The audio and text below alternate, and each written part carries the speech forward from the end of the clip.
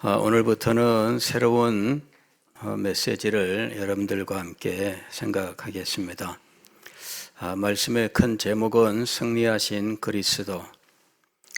오늘 여러분과 함께 생각할 말씀은 믿을 수 없는 그리스도의 모습 또는 감추어진 그리스도의 영광입니다.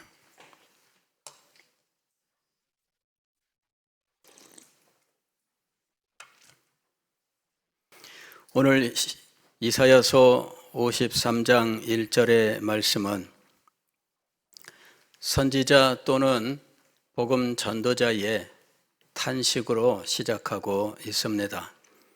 우리가 전한 것을 누가 믿었느냐?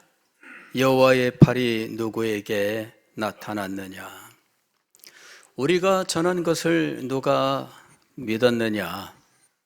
이것은 오늘날 우리들이 직면하고 있는 현실입니다. 우리가 복음을 들고 나아간들 누가 우리를 영접하겠으며 우리가 복음을 증거한들 누가 이 말씀을 듣겠습니까? 지금 우리는 참 힘들고 어려운 상황에 처해 있습니다. 교회는 교회대로 점점 이 노령화 되어 가고 젊은 세대들은 점점 줄어들고 있는데 이 교회가 복음의 능력을 회복하지 못하고 있는 상황입니다. 밖에 나가 복음을 증거하고 복음을 듣고 사람들이 하나님 앞에 돌아와야 할 터인데 지금은 이 복음을 증거하는 것조차 자유롭지 않습니다. 밖에서 복음을 전하면 이제는 신고하고 그러면 경찰이 출동하고 복음 전하는 사람을 어찌할 수 있는 법적 근거는 아무것도 없으나 단지 누군가 인상을 찌푸린다는 것만으로 경찰들은 그 일을 당연히 개입할 수 있는 줄로 이렇게 하고 있는 상황입니다. 지금 이 시대는 복음에 대하여 얼마나 적대적인 상황인지 모릅니다. 국가에서 정책을 다루는 사람들 가운데 상당히 많은 사람들은 어찌하면 교회를 약화시킬 수 있을까 날마다 그 일들만을 연구하고 있는 상황입니다. 지금 관공서 계통의 교회 일을 가지고 가면 일단 담당자들이 다 부정적이고 뒤로 빼는 모습을 먼저 보여주고 있습니다. 정말 왜 교회가 그리고 복음이 예수 그리스도의 생명이 이렇게 사회에서 부정적이고 거부 반응을 일으키는 대상이 되었는지 참 답답하고 안타깝기 짝이 없는 현실입니다. 과거에 대학에서 학생들에게 복음을 전하는 일, 학생들 사이에도 이 일은 상당히 깊이 있게 이루어질 수 있었습니다. 그래서 대학생 선교라고 하는 것이 굉장히 뜨거운 이 결실을 맺고 했던 시대가 있었습니다. 그러나 지금은 그렇지 않습니다. 지금은 대학에서 복음을 전하면 다 피하는 시대입니다. 나한테 이러지 마세요. 그리고 어림도 없는 시대이죠. 그래서 지금 우리는 복음 전파에 어떤 장벽으로 막혀 있는 상황입니다. 어떻게 해야 될까? 이런 상황을 이길 수 있는 길은 없는가? 여러 가지로 고민하고 답답해하고 있던 차에 오늘 이 말씀을 여러분과 함께 생각하게 된 것입니다. 오늘 말씀을 보면 이사야 선지자가 말씀을 전하는데 그 또한 우리와 똑같은, 아니 어쩌면 우리보다 더 큰 장벽을 대면하여 말씀하고 있는 것을 볼 수 있습니다. 우리가 전한 것을 누가 믿었느냐? 여호와의 팔이 누구에게 나타났느냐? 우리가 전한 것은 이사야서 앞에서 이사야 선지자가 전했던 모든 메시지들입니다. 그 모든 메시지들은 하나님께 받은 메시지입니다만은 하나님의 백성들 사이에도 전혀 믿어지지 않는 이런 모습을 보여주고 있었습니다. 겉으로는 하나님의 말씀을 듣는 것처럼, 겉으로는 하나님의 말씀을 마음에 두고 기뻐하는 것처럼 하였지만, 그러나 현실은 전혀 달랐습니다. 그냥 겉으로만 그랬지 실제 그들의 마음속에는 하나님의 말씀이 전혀 자리 잡고 있지 못했습니다. 제가 말씀을 읽다가 이사야서 42장에서 이런 말씀을 읽게 되었습니다. 18절 이하에 보면 너희 못 듣는 자들아 들으라, 너희 맹인들아 밝히 보라. 누구를 향하여 이렇게 말씀했을까요? 소위 하나님의 백성들이라 하는 사람들에게 이렇게 말씀한 겁니다. 19절 보면은 맹인이 누구냐? 내 종이 아니냐. 하나님의 종이 맹인이 되어 있습니다. 누가 내가 보내는 내 사자같이 못 듣는 자겠느냐? 하나님이 메시지를 전하라고 보낸 사자는 귀머거리가 되어서 듣지 못하는 자였던 것입니다. 보지도 못하는 자가 하나님의 종을 자처하고 알아듣지도 못하는 자가 하나님의 메신저로 자처하는 이 현실을 반어법으로 이야기하고 있는 겁니다. 누가 내게 충성된 자같이 맹인이겠느냐? 충성을 다짐하고 누구에게든지 자랑하는 그 사람이 맹인이라는 이야기입니다. 누가 여호와의 종같이 맹인이겠느냐? 여호와의 종을 자처하는 사람이 맹인이라는 이야기입니다. 네가 많은 것을 볼지라도 유의하지 아니하며 귀가 열려 있을지라도 듣지 아니하는도다. 이 말씀을 대하고 이 현실이 오늘 우리들이 직면하고 있는 현실보다 더 안타깝고 더 절망적인 상황이구나 하는 깨달음이 오게 되었습니다. 그런 속에서 선지자는 하나님의 말씀을 끝까지 선포했던 것입니다. 그런 상황 속에서 절망적인 이 절벽을 향해서 말씀하는 것 같은 이런 상황 속에서 그는 결코 낙심하지 않고 하나님께서 주신 복음의 말씀을 전파했던 것입니다. 그는 이스라엘 백성들에게 소망을 선포했습니다. 그러나 그들은 그 소망을 믿지 않습니다. 하나님께로부터 오는 소망과 구원을 믿지 않고 자기들이 어떻게 해서든지 어떤 길을 만들어내면 그것이 유익할 것이라고 믿었습니다. 그런 시대에 하나님을 전한다는 것, 이것은 정말 힘들고 어려운 일입니다. 여호와의 종에 대한 메시지를 선포했습니다. 이사야서 42장의 여호와의 종의 모습은 얼마나 영광스러운지 모릅니다. 그의 그 모습은 하나님의 영으로 충만하여 이방에게까지 하나님의 말씀을 전하고 이방이 하나님께로 돌아오는 영광스러운 새 시대에 대한 것이었습니다. 그러나 믿지 않습니다. 저는 이사야서 40장부터 66장까지 제2 이사야라고 하면서 여기는 이스라엘의 구원에 대해서 말씀하고 있다라고 알고 있습니다. 그러나 제가 성경을 읽어본 바로는 그 중에 어떤 말씀들은 이스라엘의 회복과 구원을 말씀하고 있지만, 그러나 그 중에 많은 말씀은 믿지 않는 이 백성들을 향하여 말씀하고 있었던 겁니다. 그리고 이것이 마치 옷감 짜는 것처럼 반복돼서 나와요. 날줄과 시줄이 서로 한 번씩 얽히는 것처럼 구원과 이스라엘 백성들의 이 막혀있음, 구원과 막혀있음, 구원과 막혀있음, 이것이 반복돼 나오고 있는 겁니다. 그래서 이 길고 긴 예언서를 볼 때 똑같은 말씀이 계속 반복되는 것처럼 보입니다.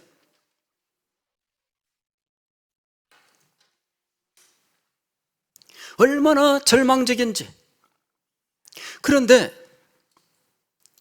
그들에게 전해진 여호와의 종, 구원을 이루실 하나님의 종의 모습은 그들이 기대하던 모습과는 달랐던 겁니다.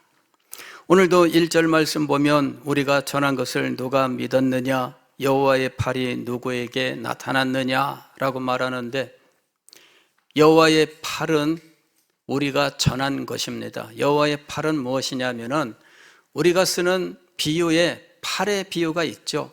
팔 하게 되면은 힘과 능력을 이야기하기도 하고, 또 다른 말로 하면 나를 대신하는 충성스러운 자를 이야기합니다. 저 사람은 왼팔이야, 오른팔이야, 그렇게 이야기하면 그 왼팔과 오른팔은 그 사람의 가장 충성스러운 사람, 그 부하를 이야기하는 거죠. 과거에 그런 말이 있었습니다. 우리나라 정치에서 유명한 YS, 그분에게는 좌형우 우동영 이러는 별명을 가진 사람들이 있었어요. 이름은 형우 동영인데 성이 있지만 그 앞에다가 성 대신에 무엇을 붙였어요? 좌우를 붙였습니다. 이 두 사람이 YS의 두 가장 가까운 이 사람이라는 거죠. 그래서 이 사람들이 나타나면 YS를 대신하는 그 사람의 의중을 그대로 전하는 것으로 사람들이 받아들인 겁니다. 여호와의 팔이 누구에게 나타났느냐? 하나님께서 보내신 여호와의 종을 여호와의 팔이라고 이야기를 했습니다. 그런데 여호와의 종이 누구에게 나타났느냐? 아무도 여호와의 종을 알아보지 못하는 겁니다. 이것이 선지자가 직면하고 있는 현실이며, 그리고 여호와의 종 그리스도가 선포될 때 세상에서 나타나는 모습이었던 것입니다. 유대인들도 자기들의 메시아를 영접하는 데 실패를 했습니다. 그리하여 그 메시아를 십자가에 못 박으라고 외쳤던 겁니다. 십자가에 못 박으라, 십자가에 못 박으라 이렇게 외치면서 우리에게는 가이사 외에 다른 왕이 없다라고 외쳤습니다. 메시아는 그들의 왕으로 그들이 기대하고 있던 존재입니다. 그러나 지금 십자가에 못 박아 죽이라고 하는 예수 그리스도는 그들의 메시아가 아니었고 그들의 왕이 아니었습니다. 왜 그런 상황이 벌어졌을까요? 그들이 기대하던 메시아의 모습하고 너무나 달랐기 때문입니다. 그것은 이미 이사야서 52장 13절로 15절, 우리가 읽은 53장 1절 앞에 나오는 구절에 이미 나오고 있습니다. 보라, 내 종이 형통하리니 받들어 높이 들려서 지극히 존귀하게 되리라. 그리스도의 성공, 그리스도의 영광에 대해서 말씀합니다. 그러나 이렇게 성공하고 형통하고 영광스러워지기 전에는 어떤 모습이었느냐? 14절, 전에는 그의 모양이 타인보다 상하였고 그의 모습이 사람들보다 상하였으므로 많은 사람이 그에 대하여 놀랐거니와. 그 모습이 전에는 어땠다는 이야기입니까? 다른 사람보다 못했다. 다른 사람보다 못했다. 성경을 보면은 예수님의 모습에 대해서는 묘사하고 있지 않아요. 예수님이 우리 그림 같은 데 보면은 머리가 이만큼 길고 수염이 이렇게 긴데, 그런 사람은 오늘날 중동 가보게 되면은 수없이 찾을 수 있습니다. 옛날에는요, 남자들은 다 그랬던 거예요. 그러니까 그걸 보고 오 예수님 이러면은 우스운 겁니다. 예, 그거는 옛날에는 다 그랬고, 수염 긴 사람은 중동에 가면은 수없이 만나볼 수 있어요. 왜? 그 사람들은 인종 자체가 수염이 많아요. 면도하려면은 그것도 뭐 보통 일이 아니죠. 그래서 수염을 기르는 것이 그냥 당연한 건데, 율법에도 그 사람들이 가진 율법에는 수염을 길러야 남자다 이럽니다. 그래, 수염 안 기르면 안 돼요, 남자들은. 근데 제가 그 사람들을 보니까 인종적으로 수염이 많아요. 예, 우리처럼 면도기 가지고 면도할 수가 없어요. 그러니 당연하지요. 그런데 예수님의 모습이 그랬느냐? 당연히 뭐 그 시대 분들하고 같은 모습이었을 것으로 보입니다. 그러나 성경은 예수님에 대해서 한마디 그 외모를 말씀하지 않아요. 키는 얼마나 되는지, 몸집은 얼마나 되는지, 얼굴은 얼마나 잘생겼는지, 뭐 그런 이야기 하나도 하지 않아요. 근데 어떤 분이 성경을 보다가 예수님에 대하여 그 외모가 어땠을지를 짐작하게 하는 하나의 사건을 발견하게 됩니다. 예수님께서 바리새인들과 논쟁을 하시다가 내가 아브라함이 있기 전부터 있었느니라 하고 말씀하시니까 바리새인들이 속으로 이렇게 생각했다는 거죠. 저가 나이가 50도 되지 않았는데 아브라함보다 먼저 있었다고 말하는구나, 우습다, 이렇게 말하는 장면이 있습니다. 근데 이 사람들이 50도 되지 않았는데 라고 말을 한 것에 착안해서 예수님이 당시 나이가 한 30살 정도였는데 이 사람들이 50세로 말을 하고 있다는 거죠. 그러면서 예수님은 그렇게 이 외모가 동안이 아니었다는 거죠. 노안이었다, 외모가. 왜 예수님이 그렇게 노안이었을까? 그 이유는 이 백성들의 죄와 그들의 곤고한 삶을 두고 마음을 너무 쓰다 보니까 그만 그 근심과 걱정으로 얼굴이 늙었다, 이렇게 이야기하는 거예요. 글쎄, 그거는 우리가 알 수 없습니다. 아무도 그에 대하여 답을 줄 수 없습니다. 다만 그 예수님의 그 외모가 사람들이 볼 때에 그럴듯하지 않았다라고 하는 것만큼은 분명합니다. 사람들이 볼 때에 정말 대단하다, 이렇게 보이는 사람들이 있잖아요. 그래서 지나가다가도 한 번 더 보는 이런 사람들이 있잖아요. 그런데 예수님은 그런 외모나 혹은 집안의 배경을 가진 분이 아닙니다. 예수님이 다윗의 자손이라고 불리우지만, 그러나 다윗의 자손이라고 해도 그 계보의 장자로 이어지면서 그 영광을 그대로 가지고 있는 상태가 아닙니다. 우리나라에 무슨 김이박 이렇게 갖고 성씨가 많잖아요. 이래가지고 어떤 분이 이야기합니다. 내가 김씨인데 김씨 거슬러 올라갔더니 김수로 왕, 내가 왕의 자손이다, 이렇게. 우리 교회에 김혜김 씨 계십니까? 왕의 자손이에요? 정말일까요? 예. 멀죠. 예, 멀고. 그 다음에 그게 정말 그 가지가 맞는지도 정확하게 확인할 수 없습니다. 왜냐하면 우리나라의 성씨 제도가 정착된 거는 조선 중기 이후거든요. 성씨가 그 이전에는 없었어요. 그런데 어떻게 그 옛날까지 성씨를 거슬러 올라가서 다 연결할 수 있습니까? 현재 우리나라의 성씨는 조선 넘어서 고려 때까지 가도 성씨가 없는 사람들이 대부분이었기 때문에 현재 성씨는 고려 넘어가면 다 전설이고 실제가 아닙니다. 밀양박 씨 박역것의 신라의 왕족들이죠.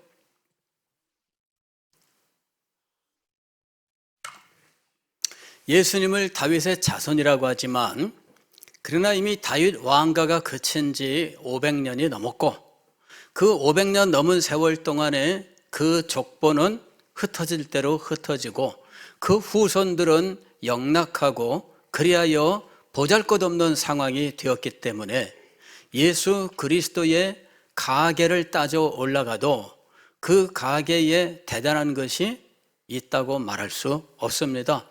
할아버지, 그 위에 할아버지, 그 할아버지가 정말 이런 계보 속에서 무슨 대단한 존재였느냐, 그렇게 말할 수 없어요.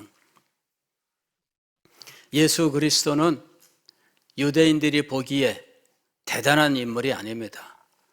예수님께서 요단강에서 세례 요한을 만났을 때에도 마찬가지였죠.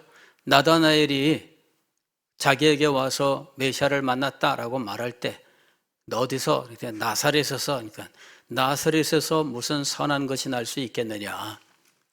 예수 그리스도의 출신이 나사렛으로 알려져 있고 나사렛은 대단할 것이 없는 그냥 산골짜기에 자그마한 동네입니다.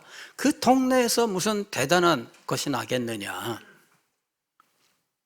그 시대의 유대인들이 예수님을 믿을 수 없었습니다.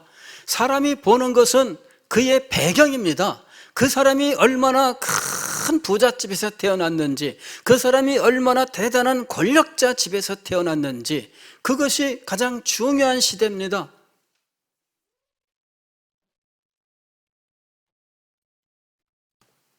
오늘날 우리들이 복음을 들고 그리스도를 전하고자 하지만 장벽을 만났던 이 일은 오늘 우리들만의 문제가 아닙니다.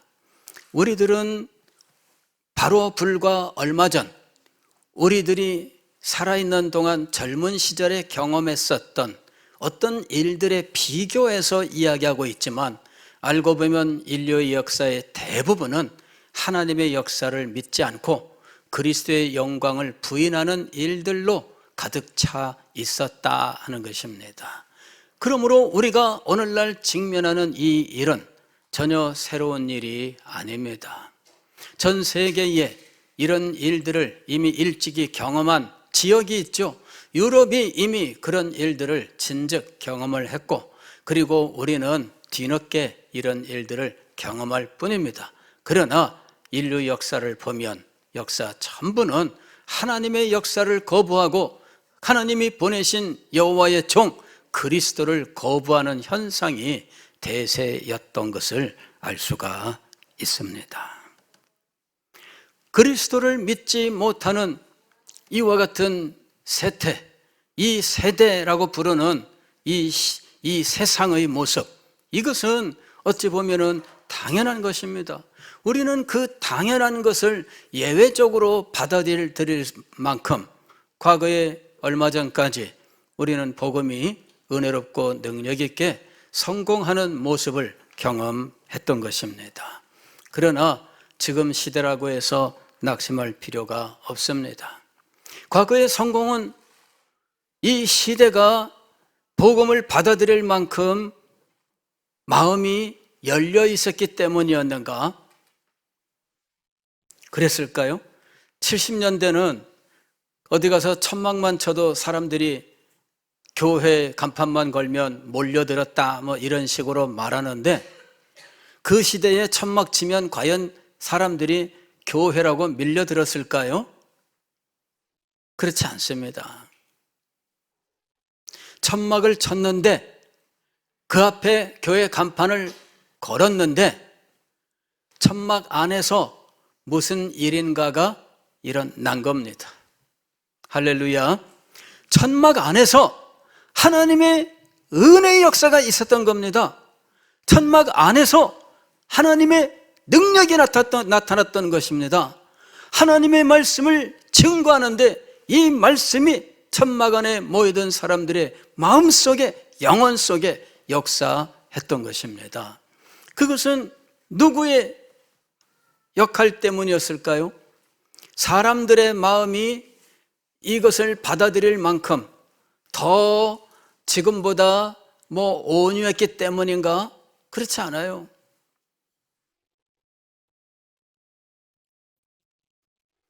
그들이 복음을 받아들였던 이유는 하나님의 성령의 역사 때문이었습니다.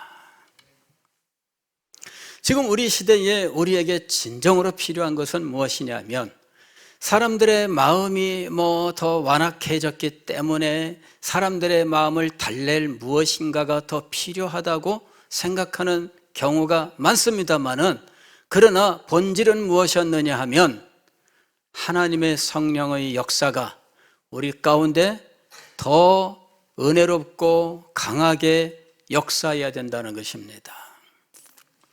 사실 사람들의 본성은 변한 것이 없습니다. 예나 지금이나 타락한 인생들은 똑같습니다. 그들이 하나님께 반역하는 그 모습은 동일한 것이고, 하나님의 말씀에 귀를 기울이지 않는 것은 동일했던 것입니다. 언제나 죄인들은 동일한 모습을 보여주고 있었습니다. 지금 우리가 보는 것은 과거와 다른 더 악한 사람들이 아니라 실상은 동일한 죄인들의 모습인 것입니다. 문제는 우리 가운데에서 하나님의 은혜의 역사가 그쳤다는 데 있는 것입니다. 이것이 우리에게서 다시 살아나야 하는 것입니다. 우리가 전한 것을 누가 믿었느냐? 여호와의 팔이 누구에게 나타났느냐? 2절 보면은 그리스도의 모습이 보잘것없는 것처럼 보입니다. 그는 주 앞에서 자라나기를 연한 순 같고 마른 땅에서 나온 뿌리 같아서 고운 모양도 없고 풍채도 없은즉 우리가 보기에 흠모할 만한 아름다운 것이 없도다. 그리스도의 모습은 그랬던 겁니다. 유대인들은 그리스도를 십자가에 못 박아 죽이고 그 후에 그리스도에 대해서 말이 나올 때마다 나무에 매달려 죽은 저주받은 죄인이다, 이런 식으로 몰아붙였던 거죠.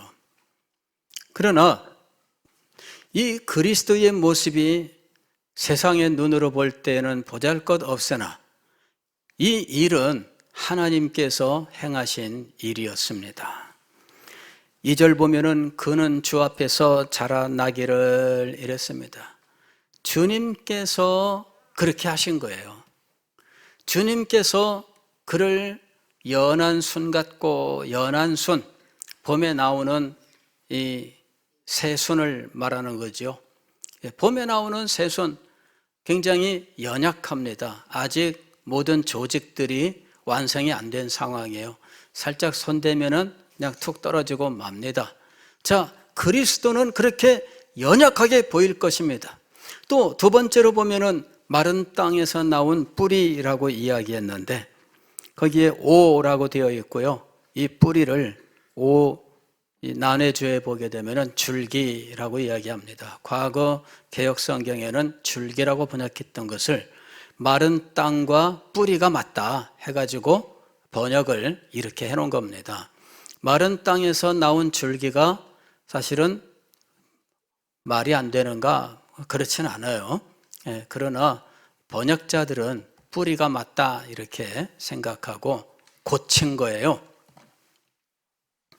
마른 땅에서 올라온 새싹, 거기에서 자라나는 식물 한번 생각해 보십시오. 마른 땅이란 가뭄같이 메마른 땅에서 올라오는 겁니다. 황무지와 같이 메마른 땅에서 올라오는 겁니다.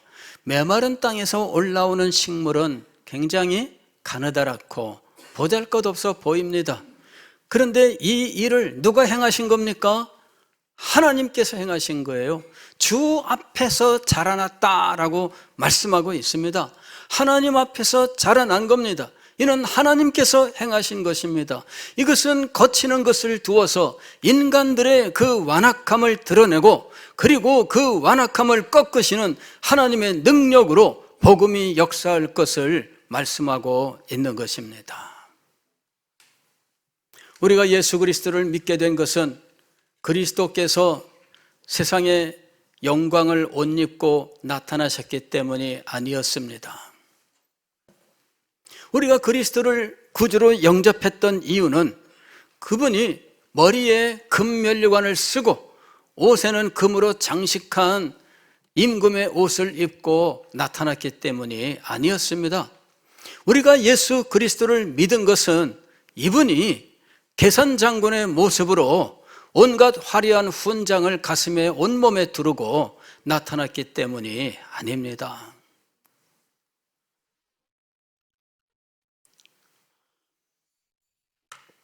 그분은 우리에게 전파되었을 때, 우리가 그분을 보았을 때, 그분은 머리에 가시면류관을 쓰고 있었고 그 가시면류관에 긁힌